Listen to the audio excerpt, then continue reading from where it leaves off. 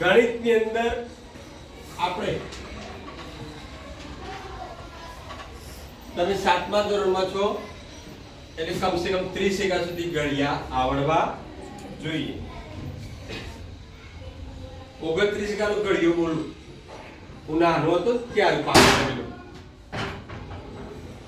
29 એકા 29 આ 29 દુ 58, 29 તાળી 87, 29 ચોકુ 116, 29 પંચા 145, 29 છ 174, 29 સત્તા 203, 29 અઠ્ઠા 232, 29 નવા 261 અને 29 દાન 290.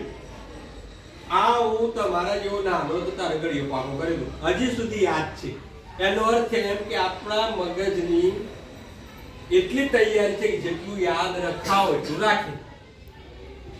તમે પણ અત્યારથી આ જે ઘડિયા પાકા કરી દો તો તમારા ગણિત ગણવું હોય, વ્યવહારમાં ગણિતની જરૂર હોય ત્યારે તમે એ ઘડિયાનો ઉપયોગ કરી ગણતરી કરી શકો. ઘડિયાઓ આપણને ક્યાં ક્યાં કામ લાગે તો અવયવો, અવયવી, છેદ ઉડાડવા, નફો ખોટ શોધવા, વ્યાજ શોધવા, આવી જગ્યાએ આપણને ઘડિયા કામ આવ. આપણા મોઢે ગણતરી હોય. તમે લોકો ઘડિયા પાકા નથી કરતા, કરી દેશો એટલે મારી જેમ તમને પણ યાદ રહી જશે. તમે તો 30 એકા સુધી ઘડિયા કહો છો, એકા 11 21 એ યાદ નથી. આપણા વડીલો તમારા દાદા જેવા લોકો તો પા અને અડધાનો ઘડિયો યાદ રાખતા અને એમના વેધે ગણતરી હતી. અડધાનો ઘડિયો સમજાવું. અડધાનો ઘડિયો, અડધો એટલે આખાનો અડધો ભાગ, એક આંખ એનો અડધો ભાગ, આખાનો આ ભાગ આને અડધો કહેવાય. એટલે અડધાનો આ અડધો એક દૂત્યાંશ 50%. કેટલો ભાગ છે આ? 50%. એ અડધાનો પહેલા અને વડીલો આપણા યાદ રાખતા ને એમના વેઢામાં ગણતરી હતી. તો જો અડધાનો ઘડિયો બોલું. અડધા એકુ અડધો અને અડધા દુ એક. અડધો બે વાર થાય એટલે એક આ અડધો અને એક આ અડધો. અડધા એકુ અડધો અને અડધા દુ, અડધા બે વખત થાય એટલે એક. અડધા તાલી દોઢ અને અડધા ચોકુ 2, અડધા પંચો અઢી અને અડધા છ 3. અડધો 6 વખત થાય 3 આખા થાય.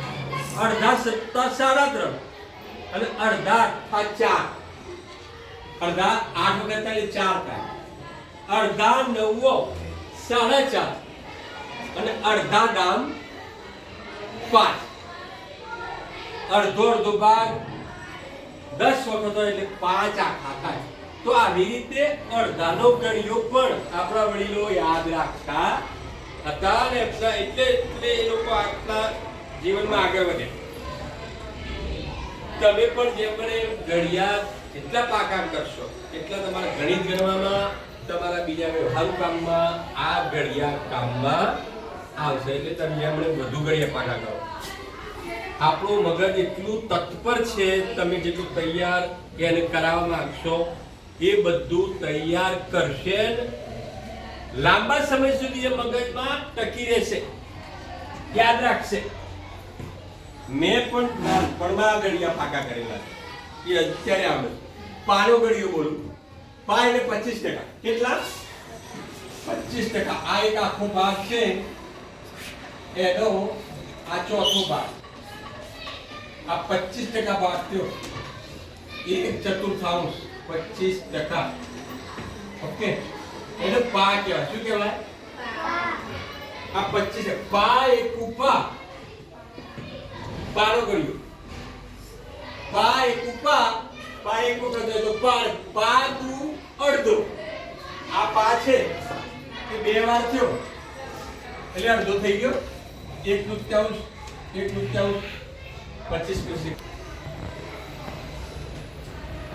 પા દુ અડધો, પા તેરી પોળો. આ પા છે 25% ભાગ, આ 3 પા હોય ને એટલે પોળો થાય. આ પાછું પોળો. પા ચોકું 1, પા 4 વખત થાય એટલે 1. જો 1 2 3 અને પા 4 વખત થઈ ગયું, 1 થઈ ગયો. પા પંચો સવા, પા 6 દોઢ, પા 7 પોણા 2 અને પા 8 2, પા 9 સવા 2 અને પા નામ અઢી. પા 10 વખત થાય એટલે અઢી થાય. આ પા 25% 10 વખત થાય ને એટલે અઢી થાય. આપણે અડધા દામ 5 કર્યા ખબર હોય, અડધા 10 વખત હોય તો 5 થતા હતા, એમ પા 10 વખત હોય તો અઢી થાય.